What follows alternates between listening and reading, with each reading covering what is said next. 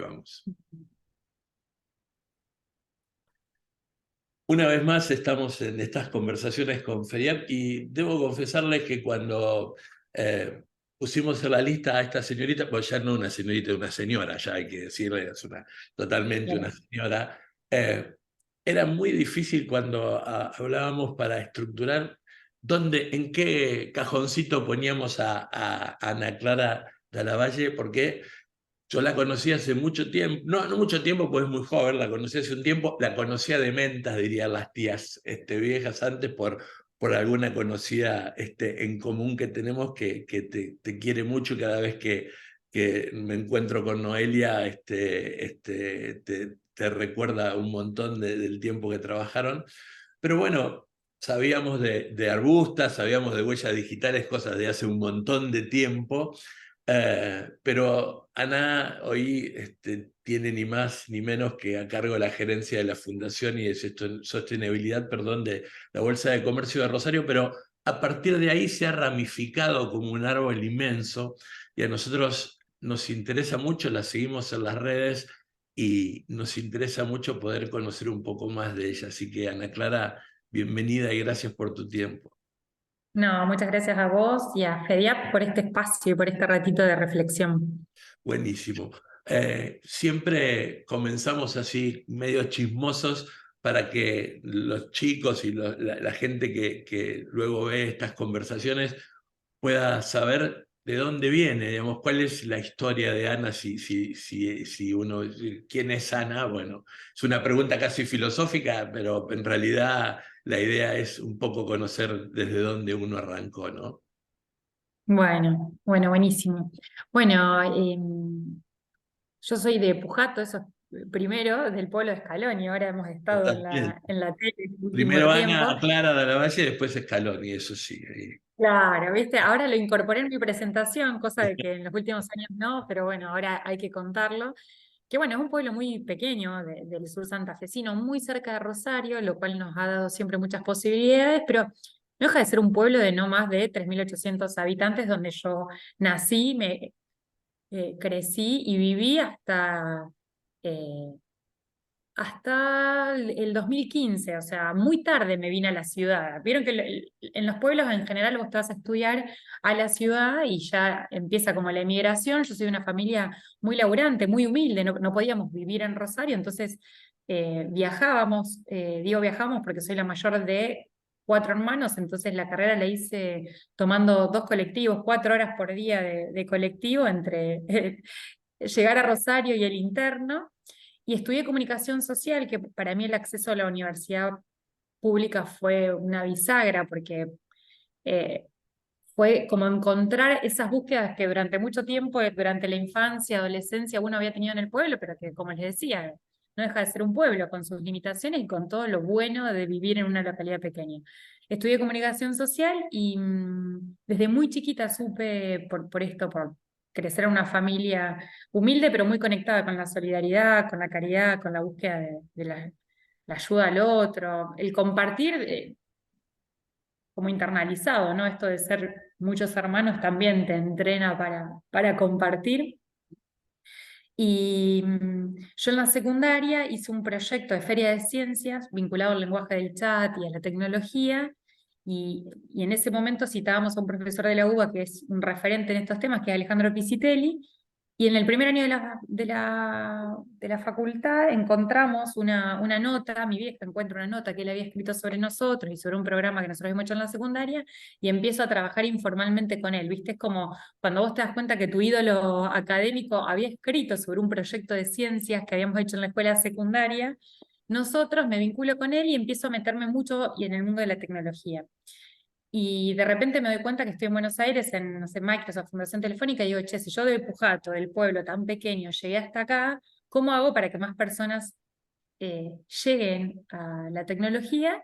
Y ahí empiezo a iterar y a crear un proyecto que vos mencionabas, que es Huellas Digitales, que es un proyecto que nace para alfabetizar digitalmente a comunidades en situación de vulnerabilidad social. Y ahí es como que todos los laburos que había tenido hasta ese momento, porque yo empecé a trabajar muy chiquitita, desde vender empanadas hasta trabajar en el canal del pueblo, hasta trabajar en un estudio de abogados. Bueno, corto, ¿no? Y inicialmente financiada por mi abuela, hago una instancia de formación en Buenos Aires y me dedico de lleno a este proyecto social, que es el que encendió ese sentido profundo de la vocación. Y bueno, después vino todo lo demás, Huella Digital, Arbusto, la universidad, Techin, la bolsa, etcétera, etcétera, etcétera, y es como la profesionalización de mi vocación. Pero si tengo que decir, bueno, quién soy, primero oriunda de un pueblo, la mayor de 4 hermanos, de una familia que amo mucho, eh, y muy conectada con esta vocación de comunidad y con emprender en lo social. Voy a volver después a una palabra que dijiste sobre el tema de cómo la familia priorizaba o le ponía mucho énfasis a la solidaridad por algo que leí hace un ratito, pero antes quiero preguntarte, ¿cómo hiciste para conjugar? Porque cuando arrancaste todavía no había la explosión de la tecnología y toda esta cuestión de cómo mirabas y cómo apuntabas el ver de poder conjugar esa cuestión de la tecnología que estaba muy lejos de las personas y de los pueblos, ¿no? Sobre todo de las comunidades, no de los pueblos, de las comunidades que quizás estaban más alejadas o con más dificultades. Hoy sigue estando, creo que coincidís conmigo, la tecnología llegó, pero el problema de la conectividad es un tema terrible. Pero en aquel momento, cuando arrancabas a profesionalizar tu vocación, como lo decías, ¿cómo lo veías? ¿Cómo analizabas esa historia de poder acercar la tecnología a esas comunidades o esas personas que les complicaba tanto la comunicación? Mira, a mí tengo como esos dos momentos de clics así de decir, por un lado, yo siempre digo el pueblo con las gallinas en el patio, que es real, y están en una, no sé, en Buenos Aires, en esas oficinas que, bueno, después a uno la vida le tocó transitar mucho y convivir con esos escenarios, pero que inicialmente es choqueante, ¿viste? Esas oficinas majestuosas de las multinacionales de tecnología. Entonces ahí yo digo, che, si yo llegué tan rápido acá, es porque hay algo que tiene mucho potencial y no tenía que ver solo con uno y la búsqueda, sino con la tecnología acercando esos mundos. Y después digo, bueno, si yo llegué, quiero que más personas lleguen. Y hoy, digamos, la pandemia, yo sostengo que lo único bueno que tuvo la pandemia es que puso en, en auge o en evidencia lo necesario de la tecnología en todos sus sentidos, ¿no? En la infraestructura, pero también en la alfabetización digital, que no es lo mismo. Ujú. Entonces, eh, primero yo detecto que acerca muy rápido a los mundos, entonces que era necesario hacer eso. Y después, como te digo, la profunda vocación social. Cuando yo armo este proyecto de huellas digitales, literal me metí en una de las zonas de emergencia, digamos acá en Rosario, que es la zona de la Siberia, que es la zona donde está anclada la universidad, pero yo siempre decía, la universidad y el barrio están separados por una calle, pero es una calle simbólica que cuesta muchísimo pasar ese portón. Entonces, para la gente del barrio es muy difícil el acceso a la universidad. Entonces, yo daba clases a través de otra gran maestra que tuve, que es Eloisa Primavera, que es una amiga del corazón de Alejandro Pisitelli, me conecta con Coco Fuso, otra eminencia de Rosario, y me dicen, esta chica quiere hacer esto, bueno, que vaya a este barrio. ¿Viste esas cosas de las redes? Yo estoy convencida que el mundo está todo interconectado, bueno, entonces voy a dar clases ahí. Y caí con una computadora, con un grupo de estudiantes, a decirle, che, yo quiero dar clases de tecnología, listo. Me dieron bolilla, cuando salgo de ahí, llamo a mi casa feliz, y mi vieja me dice, ¿qué conociste? El amor de tu vida, ¿viste? Siempre preocupada. Y ahí yo digo, sí, la verdad que yo sí había conocido el amor de mi vida, porque, ¿viste? Si yo te pregunto a vos, ¿qué día recordás en lo profesional o laboral que hayas sido muy feliz? Y yo nunca no vuelvo a ese día, porque yo salí tan feliz y tan convencida de que estaba haciendo algo chiquito, pero que estaba cambiando el mundo, ¿me entendés? Como vos decís, che.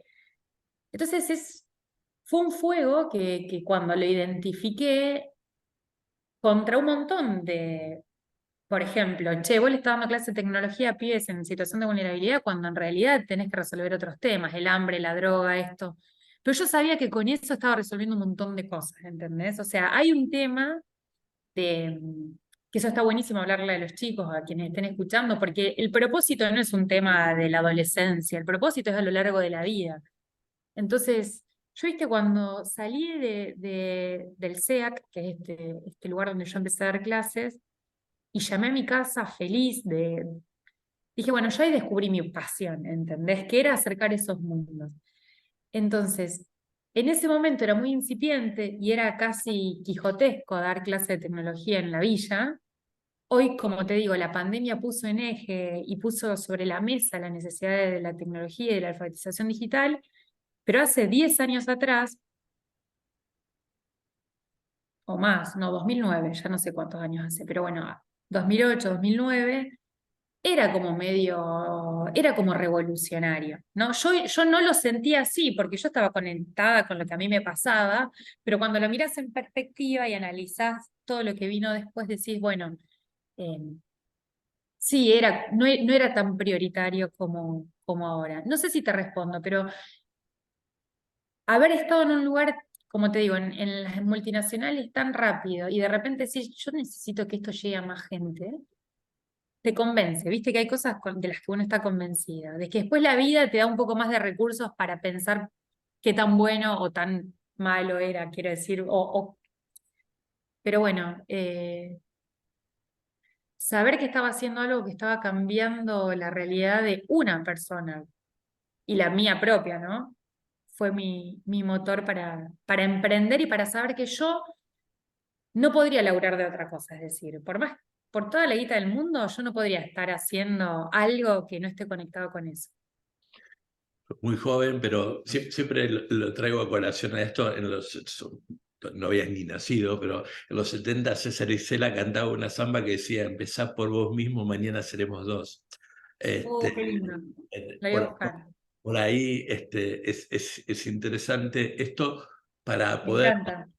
para poder macharlo, para poder linkearlo en esto que te decía que había leído esta mañana más temprano. Después vamos a volver un poco a tus comienzos y realmente lo marqué y digo, es algo que quiero que ella lo explique. Cuando te presentás en una parte de las redes, pones transformar el dolor en proyectos. Y eso me parece fabuloso. Recién lo hablabas, pero digamos, ¿cómo lo vivencias a eso? ¿Cómo alimentas ese fueguito día a día? Bueno, por ejemplo, esta charla a mí me súper sirve para conectarme conmigo misma, por ejemplo. Yo creo que es necesario tener este tipo de charlas e invito a los estudiantes, a docentes, porque a veces lo que nos pasa es que, por ejemplo, mi vocación es esa vocación de comunidad y es ayudar y realmente, o sea, y me pagan, y siempre me pagaron, esto hay que explicarlo así, por hacer un laburo social, y no está mal, y yo lo hablo mucho con las ONG, estamos muy acostumbrados a que el laburo social esté precarizado, y es un laburo transformador y necesario, entonces hay que buscar la profesionalización. Yo trabajaba en una multinacional, pero después y haciendo esto, pero la verdad es que yo cobraba lo mismo que haciendo los laburos afuera, quiero decir, no importa dónde. No importa dónde, porque hoy puedo estar en la bolsa, mañana puedo volver a mi ONG, mañana pasado, no importa dónde, el tema es que sea un laburo. Y la realidad es que esta experiencia, como la que yo tuve cuando salgo de dar clases en el SEAC con León, que fue mi gran alumno, mi gran alumno y maestro en simultáneo, después tuve muchos leones a lo largo de la vida o situaciones que me han dolido. No sé, ir a la terminal y encontrarme con una abuela a la que yo le tuve que dar todo mi sueldo de esa semana y que mi dolor se fracture por ver a una abuela en situación de calle y decir, si yo me quedo con ese dolor, si yo me quedo con ese dolor, no transformo nada. Me angustio, odio el mundo, ¿viste? Me quejo, pero no transformo. Entonces encontré como, yo digo, como una fotosíntesis existencial. Para mí es una fotosíntesis existencial, es ese dolor lo transformo en proyecto. Y así imagínate la cantidad de proyectos que hay dando vuelta. Algunos que ni siquiera me acuerdo de los que fui parte, te juro. Pero porque me pasa a veces que me encuentro con gente y me digo, ay, pero ¿qué vos te acuerdas? Sí, a lo mejor no me acuerdo de esa situación puntual, sí, después rememorando, pero el fuego es esa fotosíntesis, es no quedarte con ese dolor y con la queja, aunque también está bueno decirlo, me quejo mucho. Y más en este último tiempo, es como que no es que es todo color de rosa y que es todo muy poético y es todo muy literario, no. Estar comprometida con el cambio social es incómodo. no es fácil estar queriendo transformar situaciones de dolor todo el tiempo, porque lo que pasa es que te las encontrás a diario. Entonces no podés no involucrarte. Y desde el vecino con el que vivís en el edificio hasta cosas existenciales, quiero decir. Pero mi idea es no quedarme con ese dolor, sino hacer algo. Hay una fundación que trabaja muy cerca nuestro en uno de los programas que nosotros coordinamos, que es la Fundación Emperador, que trabaja con personas electrodependientes, o sea, gente que tiene una terapia intensiva en su casa. Y sobre todo son padres, madres que tienen a sus hijos en esa situación. ¿Qué le puedo decir yo? ¿Me entendés? O sea, más dolor que ese. Y vos sabés que Fabián, que es el presidente de la fundación, ellos tienen otro lema que a mí me encanta, que es de la protesta a la propuesta. Y para mí es otra muy buena síntesis, ¿no? Bueno, a mí me mueve hacer eso, quiero decir, y ese es mi propósito, pero cualquier propósito es válido, digamos, no todo el mundo lo tiene que conmover eso. El tema es, en algún momento de tu vida, encontrarlo y las cosas son diferentes de ahí en adelante. Totalmente. Hoy nosotros las charlas las vamos editando y, bueno, van saliendo generalmente cada 10 días. Hoy publicamos una charla muy rica que tuvimos con Ana Echeverri Pinilla, que es la responsable, porque bueno, ahora está en otro cargo, pero hasta hace un par de semanas era la responsable de desarrollo de territorios del ICA, del Instituto Interamericano para la Vamos, Cooperación Agraria de sí, la Argentina, una colombiana que hace 15 años vamos. dirige los proyectos desde Argentina en este tema, y planteaba, en referencia a lo que decías de la pandemia, que no solamente puso a la tecnología con sus virtudes y con sus necesidades, pero también cree que un camino por hacer es poder colocar al medio rural en el lugar que se merece, porque en realidad el medio y la gente, el medio rural y la gente, para la pandemia fue una cosa prioritaria porque fue la generadora de alimentos independientemente de la pandemia, No frenó. y si no hubiera sido un problema bastante grande para muchos que no pudieran haberse alimentado. Entonces, ahí había otros desencuentros donde Ana planteaba esta historia de donde en un territorio tan rico y tan vasto, con tanta biodiversidad como en Latinoamérica, existe más allá de la modernización la pobreza rural, digamos, esa cuestión dilemática que la modernización en algún lugar trajo la pobreza rural. No sé si la Sí, tal terminaste, cual. porque estabas ahí a punto en el tema de la maestría en desarrollo rural en Buenos Aires, no sé si la terminaste. Eh, ¿Cómo ves en el diario de todas tus actividades que se encuentra el medio rural en la Argentina? ¿Cómo lo estás viendo? ¿Lo estás viendo abandonado? ¿Lo estás viendo que se le da prioridad? ¿Lo estás viendo que en realidad no se lo considera como ese vital elemento para poder producir alimentos? ¿Cuál es tu mirada viniendo además de un pueblito, digamos, donde Sí, efectivamente esas sí, cosas sí, se sí. valoran, ¿no? Mira, no solo venir de un pueblo, sino que Huellas Digitales tuvo muchas, como se dice en el mundo de emprendedores, spin-off, o sea, muchos proyectos que surgieron de este proyecto. Uno de esos que creo que también ha sido uno de los laburos que para mí son bendiciones de la vida, ¿no? Yo trabajé bueno, que también ahí tenemos amigos en común, con Fundación Ruta 40 y Mercado Libre, en un programa de alfabetización y digitalización de escuelas rurales, por toda la Ruta 40, o sea, yo viajaba por Ruta 40 trabajando.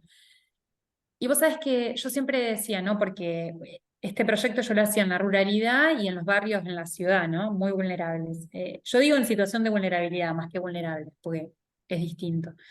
Y son vulnerabilidades diferentes, quiero decir, porque de repente no tenés conectividad, no tenés acceso a una canilla para tener agua segura, pero por otro lado tenés una conexión con la biodiversidad, con la tierra, con la naturaleza, tenés una felicidad que no tenés en la ciudad, porque la ciudad todo el tiempo te expone a lo que no tenés, digamos. La ciudad es una gran vidriera de un montón de cosas a las que no puedes acceder si estás en un barrio popular, por ejemplo.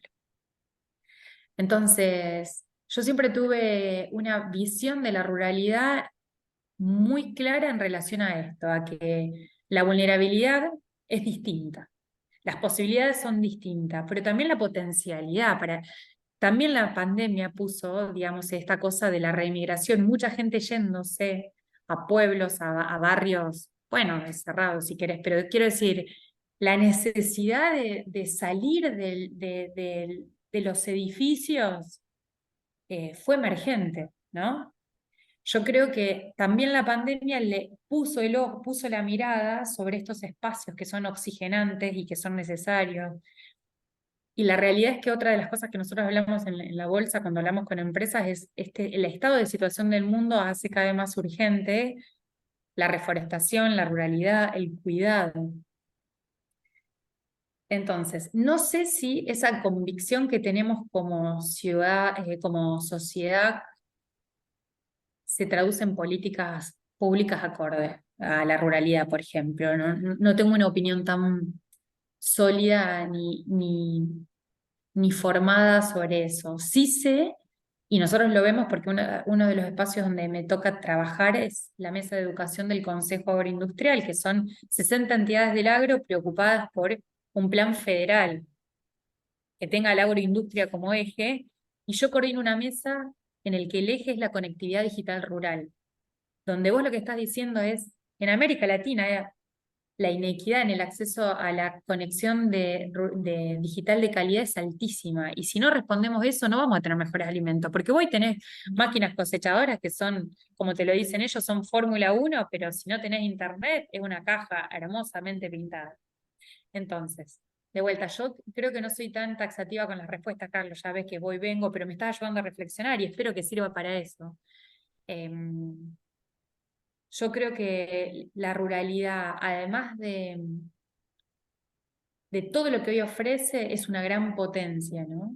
Que hay que ver cómo la cuidamos y cómo no la contaminamos con los sesgos citadinos, con las revoluciones industriales, para que para que la potencia que tiene y la biodiversidad que aporta no se contamine, ¿no? Pero yo creo que estamos mirando mucho más y de mejor forma, y hay demandas muy concretas, y hay relevamientos, bueno, el ICA, el BID, el INTA, tienen unos estudios sobre la ruralidad, la conexión FADA, muy valiosos para repensar cómo mejoramos esa situación y cómo hacemos eh, que esa potencia escale, porque no es lo mismo estar en un campo con internet o con señal que en un campo sin señal. Yo lo veo como esposa de un productor ganadero y,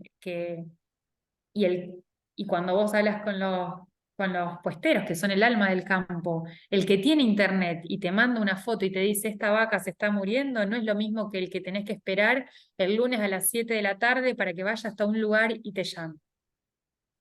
Cambia la ecuación de la economía y de la vida de las personas que están en el campo, ¿entendés? Porque todos hablamos del arraigo, pero es como dice un productor santiagueño, dice, anda, vení vos a arraigarte acá sin señal, sin wifi, sin agua.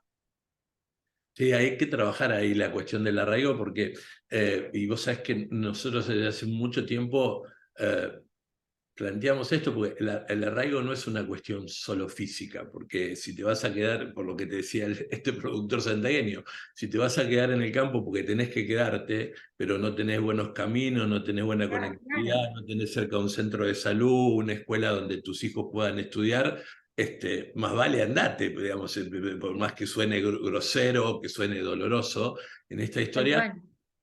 porque en esto que también planteabas de la conectividad tiene que ver con una cuestión de política pública en general. Por eso decir, bueno, no tenés una idea, no tenés una opinión formada, o sea, tan taxativa, es cierto, porque en realidad tampoco mucho la tenemos, fundamentalmente porque el Estado, a mí me gusta mucho más hablar del Estado que los gobiernos, porque el gobierno hoy lo Tal gerencia. cual. Sí, sí, es un tema, esto es un tema que trasciende.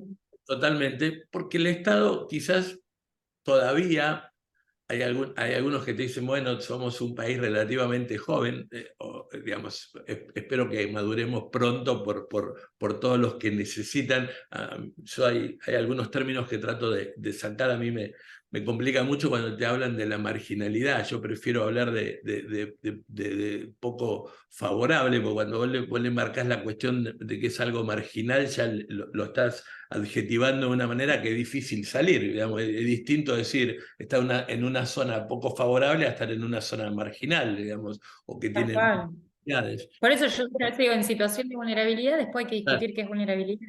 Totalmente. Entonces, ahí yo creo que el Estado en general, a lo largo de los años, no ha entendido que la Argentina es un país totalmente dependiente de su medio rural, ya no solamente desde el punto de vista agropecuario, sino hoy agrobioenergético, podríamos plantearlo de Tal esta cual. manera. Y bueno, y es un camino a andar. No te vamos a robar mucho más tiempo porque estás trabajando, pero cuando uno ve la cantidad de cosas que está generando desde la fundación de la bolsa y desde otras cuestiones, quería preguntarte primero, ¿cuál de los proyectos que estás encarando o que estás formando parte es el que más te llamó la atención porque dijiste, no puede ser que esté pasando esto? Seguramente algo, en algún momento sí, ¿cómo puede ser que me encuentre con esto?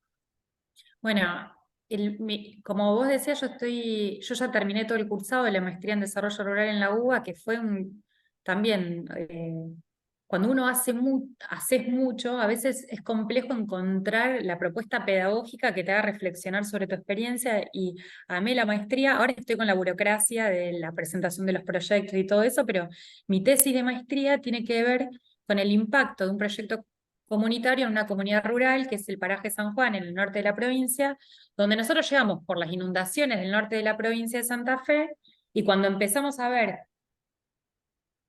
de qué forma aportar a la comunidad, la respuesta fue todo bien con las inundaciones, pero después vienen las sequías, pero ¿sabes qué? No tenemos agua. Y hay una frase de una de los integrantes de la comunidad del paraje que le dicen al INTA que es todo bien, ingeniera, hermoso, porque le dice, hermoso hacer pro huerta, hermoso hacer, pero ¿sabe qué? Acá no tenemos agua. En- y, y esa situación del no acceso a agua para mí ya es bastante más natural, quiero decir. Al principio fue choqueante entender que no, pero es más común de lo que uno se imagina. Y la contraparte es, nosotros financiamos parte de la construcción de aljibes y una de la casa de Mirta, vos vas y tiene 8 canillas, pero tiene canillas en la puerta de acceso a la casa. O sea, esto que vos decís, no tienen canilla. ¿Me entendés? Para nosotros están. Después uno con el recorrer de las comunidades, eso no te parece para nada extraordinario, sino al contrario. Eh, y bueno, ver esas 8 canillas es como. Y uno, ¿sabes lo que pasa? Hace muchos años, como te digo, que laburo en lo social y siempre te terminan hackeando, porque yo en un momento digo, che, pero ¿por qué no llaman a la comuna que le llenen los aljibes? Vamos a esperar que llueva, después no llueve. Y Norma, que es otra, es como mi León, pero en el norte santafesino, me dice, Ana, el agua de la que te traen es horrible. Yo prefiero el agua de lluvia. Y ahí otra vez vos diciendo, pero no ves que esta cabeza. Bueno, entonces hay muchos aprendizajes. Hay otro de los proyectos que a mí me tiene muy comprometida física y corporalmente hoy, que tiene que ver con otro eje que está en agenda.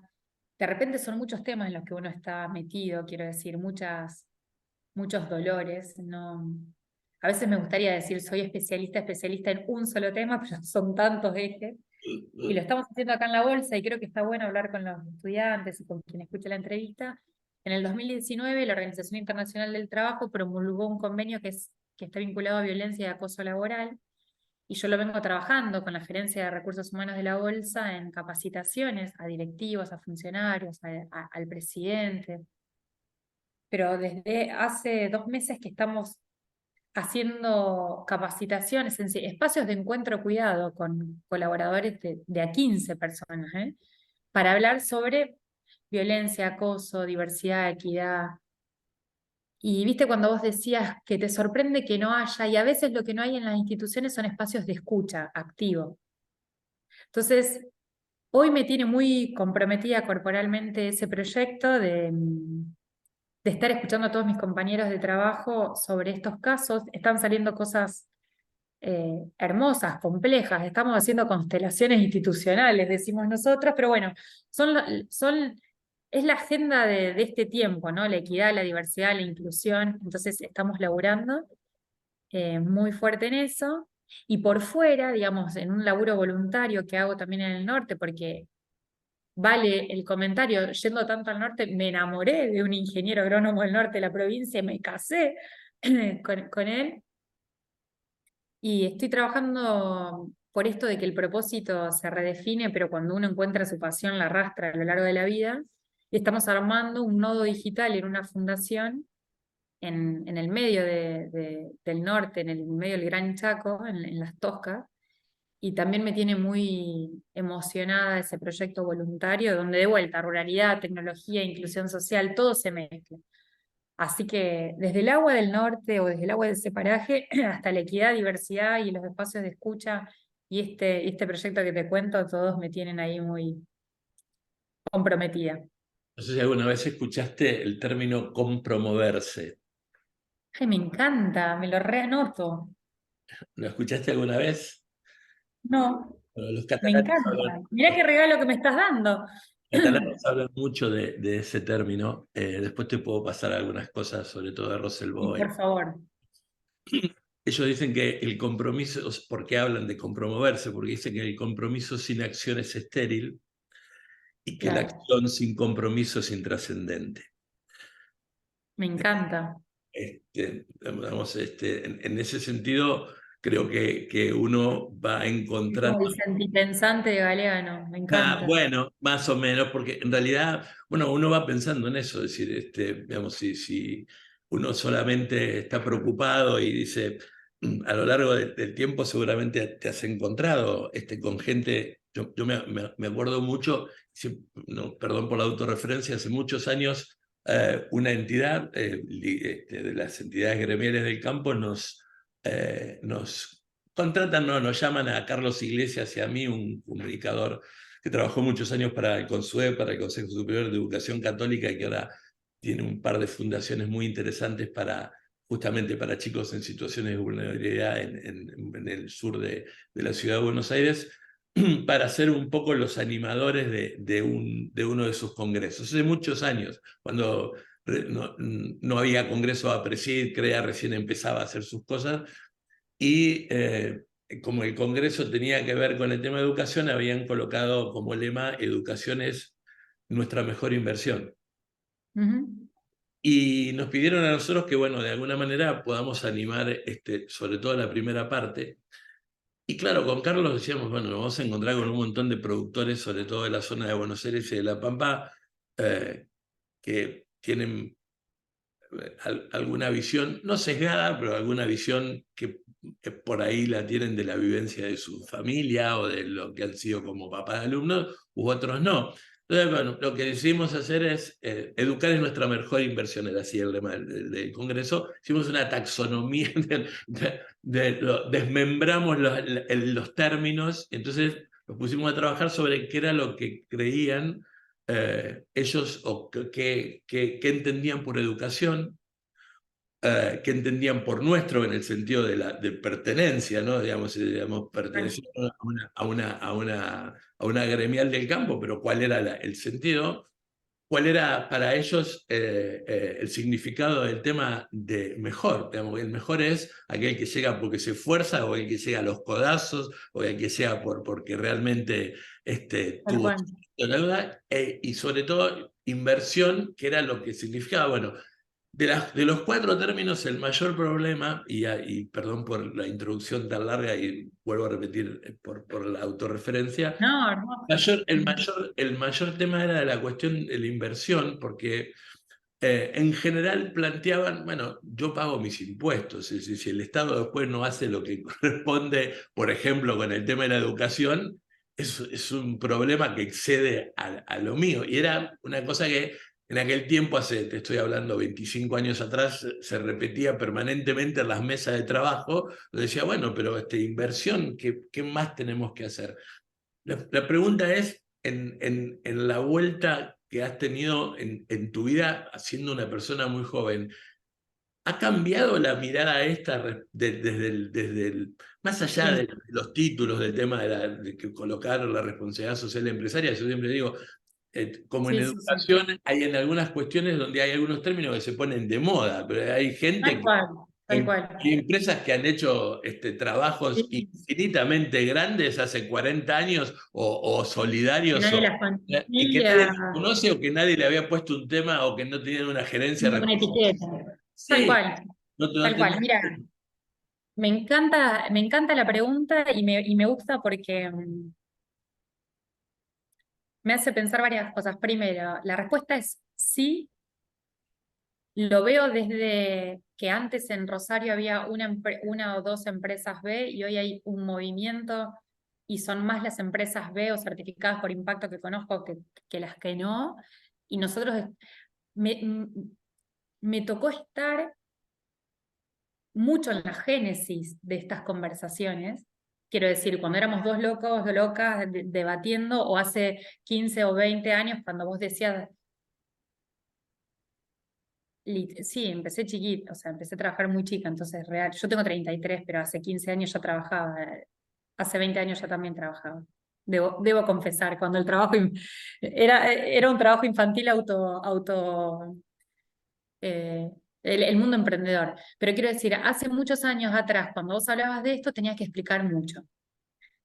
Iba a hablar con la ministra de Desarrollo Social y le tenías que decir, una empresa social, una empresa de impacto es una empresa, pero no le preocupa solo ganar plata, le preocupa, no había la taxonomía, entropía y después sostenibilidad, impacto, lo que sea. Hoy realmente yo siento que hay un compromiso además genuino, no hay greenwashing, no es lavar la cara de la empresa.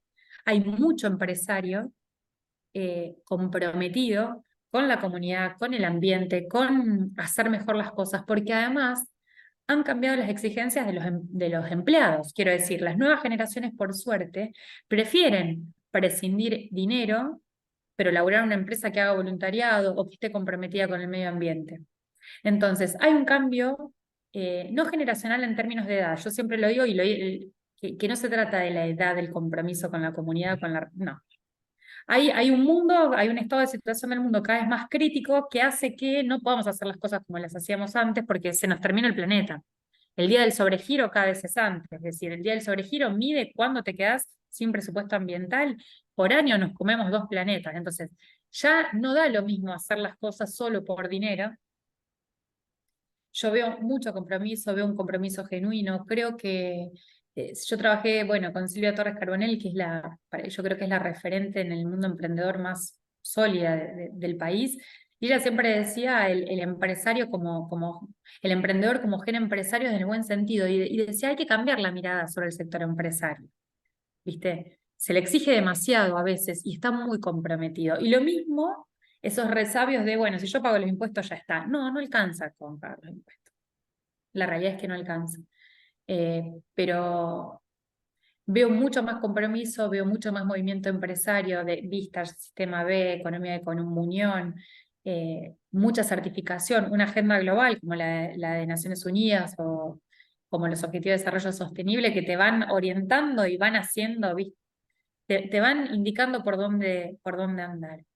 Y también, como te digo, y como decís, antes se hacían estas cosas solo que no se le ponía ese nombre. La bolsa, por ejemplo, yo hace 5 años estoy a cargo de la fundación, nací con la fundación, quiero decir, en la bolsa. La fundación tenía un estatuto, pero no tenía líneas de acción, pero tuvo durante muchos años la bolsa una comisión de ayuda social. Y la idea era que no se sepa, que no se conozca, no se mostraba mucho ese laburo, ¿no? Se hacía, pero no se mostraba. Yo creo que hoy las empresas son grandes agentes de cambio y por suerte cada vez más, y, y no por la foto, y no por la foto. Cuando comenzamos a desandar este ratito que charlamos con vos, por supuesto que nombrabas a la familia y vuelvo a repetir esa cuestión de que planteaste el tema de la solidaridad. Eh, una de las últimas preguntas que voy a hacerte tiene que ver con el tema de cuán lejos estamos todavía de poder incluir a la mayoría de aquellos que están con necesidades que uno por ahí las ve, pero no se pone a reflexionar sobre de qué manera ayudarlo. Porque, a ver, lo quiero enganchar con lo de recién. También había otro modelo mental para mi forma de ver mía, ¿no? Equivocado es que pongo plata y listo, porque yo siempre digo lo mismo, con plata todos somos reyes magos, digamos. En ese sentido, Sí, sí, es fácil. Sí, eh, sí, es más fácil. Es más sí, fácil, pero viste, a veces no es la única respuesta. Mira, otra de mis frases, al igual que transformar el dolor del mundo en proyecto, es empezar por el metro cuadrado. ¿Qué significa? Yo, cuando siento este fervor por la solidaridad, me quise ir a dar, además escribo poesía, literatura. Entonces yo me quería enseñar literatura en África. Era, viste, yo quería, el yo heroico, te dicen en Ayoka, el yo heroico allá yendo a salvar el mundo a miles de kilómetros. Y la realidad es que mis hermanos necesitaban una remera. Y yo a lo mejor con mi laburo, en vez de comprarme una remera a mí, que no me compro hace 1000 años, porque además te digo, mucha gente me regala ropa, esta me la regaló una compañera, a lo mejor se entiende es ayudar a mi hermano a que se compre una remera. Entonces, a veces tenemos también muy idealizado que el ayudar es algo hiperheroico. Pero de repente mi vecina le puedo compartir un plato de comida porque hice de más, no porque lo necesita. Pero capaz que le cambio la realidad, ¿entendés? Entonces, cuando vos empezás a mirar a tu alrededor, a veces es eso, es ayudar a tu hermano, a tu hermana, a tu vecina, preguntar qué necesitas, te puedo ayudar en algo. Y después, mira, la solidaridad es una capacidad, esto lo dice, a mí me encanta la pelota cuadrada, Oscar García es un tipo que tiene una cátedra de solidaridad. Entonces, él en su libro que se llama La pelota cuadrada, que discute y debate la solidaridad en Argentina y los modelos, cómo ha pasado con la ruralidad. Antes ruralidad era transferencia, ahora estamos hablando de co-construcción, de pensar los proyectos con la comunidad, no desde un escritorio. Yo desde Córdoba de Corrientes no puedo decidir lo que necesita un paraje rural o la gente en la isla. Entonces, él lo que dice es la solidaridad es una capacidad biológica y potencial de las personas que se entrena. Y puede ir desde algo eventual, bueno, firmé un petitorio o le di X cantidad de plata así al pasar a alguien, hasta compromisos en los que se va la vida de uno, ¿sí? Entonces se entrena, digamos, la solidaridad se entrena, es como ir al gimnasio, como ir a hacer, como caminar 30 minutos por día. Al principio te sentís como que no, y después forma parte de tu ADN y tiene una capacidad que se desarrolla. Por eso es muy valioso la casa, la escuela, los clubes de barrio, los espacios de socialización, donde te entrenás para hacer algo que va más allá de un impacto para vos, quiero decir. Cuando vos, como vos decís, empezábamos charlando, cuando le destinas horas de tu noche, qué sé yo, ayer eran yo las 12 de la noche, estaba haciendo un proyecto que no es para mí, que es para gente que no tengo ni idea, que no conozco, ¿entendés? Que no sé para quién va a ser esa ayuda que ojalá llegue a través de un proyecto al que le estoy destinando horas voluntarias. Pero eso se entrena al punto tal de que llega un momento que no te lo cuestionás y que lo haces. Entonces, la invitación es desde el metro cuadrado, desde tu casa, tu barrio, tu escuela, a comprometerse porque me encantó, porque es compromoverse, es transformar desde donde estamos, con lo que tenemos y como podemos, como dice otra amiga. Y la realidad es que también es egoísta. Porque yo me siento más feliz cuando sé que puedo ayudar a alguien, porque hay algo del ego que se transforma y hay que hablar así, no es desinteresada la ayuda. La ayuda es interesada. Cuando yo te estoy ayudando, estoy siendo mejor y eso te hace más feliz. Entonces es un poco egoísta y hay que reconocerlo. Y después la vida siempre te regala situaciones que te hacen llorar un poquito. Mira, para contarte algo que justo pasó este fin de semana, eh, conseguimos un fondo para, esto como te digo, voluntariamente para ayudar para armar un nodo digital en el norte de la provincia, y hay un chico que hace muebles que nos está haciendo todos los muebles por estos fondos que se consiguieron, ¿no? Y cuando vamos a ver cómo estaba el mueble, él me dice, ustedes van a armar algo digital porque mi esposa está estudiando abogacía. yo no tengo plata para comprar una computadora, ella puede ir ahí. Y yo, viste, cuando decís, ay, si te olvidaste por qué estabas haciendo la cosa, que él te diga así con los ojos emocionados, mi esposa está estudiando, pero no podemos comprar una compu, pero puede ir a conectarse ahí, ya está, ya pagó los 2 años que hace que estamos laburando para eso, ¿entendés? Y nada, bueno, por ahí en esas cosas se juega la vida para mí, como en esas conversaciones al pasar de rebote, porque yo fui a ver un mueble que estaban haciendo con la plata que habíamos conseguido, y ahí entendí que está el propósito de todo lo que estamos haciendo. Esa persona a la que vamos a poder ayudar. Seguro. Ahí recién hablabas de la ropa, yo, digamos, hace poco charlaba con alguien también y respecto a la cuestión del utilitarismo y al tema del consumo, le decía, hace tiempo que vengo insistiéndole a mis hijos cuando hablamos de esto, porque por suerte, yo tengo 4, una que está en Estados Unidos, pero bueno, los 3 que están acá, los tengo más o menos porque están estudiando, entonces están más en Rosario que en San Nicolás, donde vivo. Pero les estoy diciendo permanentemente que traten de mirar sus placares, ¿no? Es decir, cuánta ropa hay y cuánta de esa ropa es la que realmente necesitan y usan para poder ver. Y a partir de ahí generar otras cuestiones de decir, bueno, qué cosas estamos teniendo que no estamos necesitando. Coincido ¿No? muchísimo con esta Tal historia. cual. Hace años, yo no me acuerdo cuándo, no me acuerdo cuándo me compré una remera para mí. Pero esto no es de puritana ni de mucho menos. Además de que me interesa poco, eh, tengo esto, amigas, compañeras de trabajo que me regalan ropa que además está impecable, pero que no, y que saben que la uso y que si no la uso se la voy a compartir a alguien.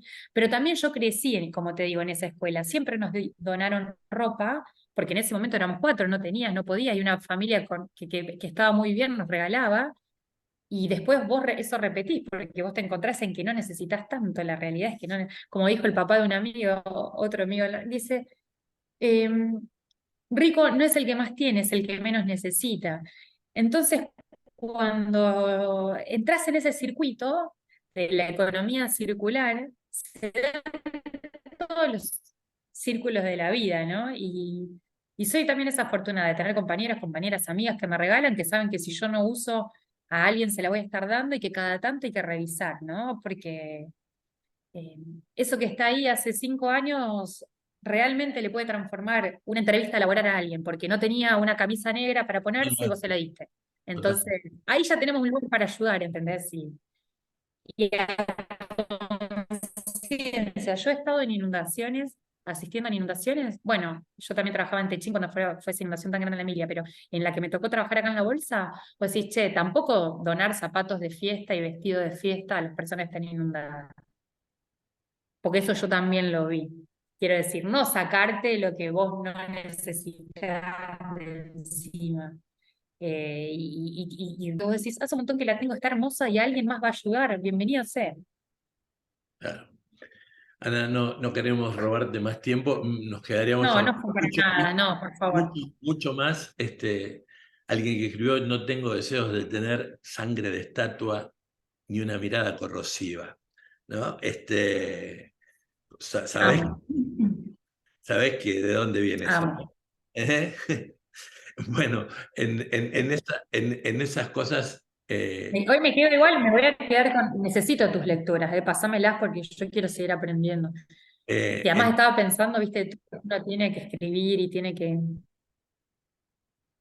Sí. sí, uno tiene que escribir. Sí, es un drama de las últimas generaciones. A mí me pasa eso, tengo mucho más años que vos, que en realidad ahí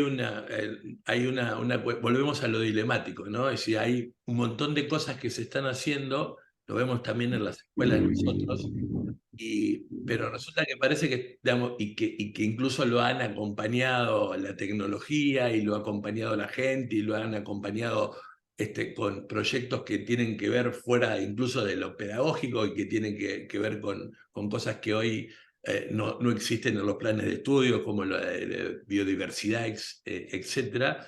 Pero hay un gran vacío que es, yo voy por la vida cosechando antipatía, siempre digo lo mismo en esto, porque vos te sentás con un líder, te sentás con alguien a trabajar y cuando te cuenta lo que está haciendo, te dan ganas de abrazarlo, de contenerlo, de quedarte mucho tiempo con él. Y cuando le pedís que te lo escriba o que de alguna manera lo sistematice como para poder replicar la experiencia, es una batalla naval trucha, hay agua por todos lados. Sí, sí, sí, sí, sí, tal Hay, cual. hay, hay, Hay que hacerlo mucho, eso hay que sistematizar y hay que escribir, y hay que escribir, sí.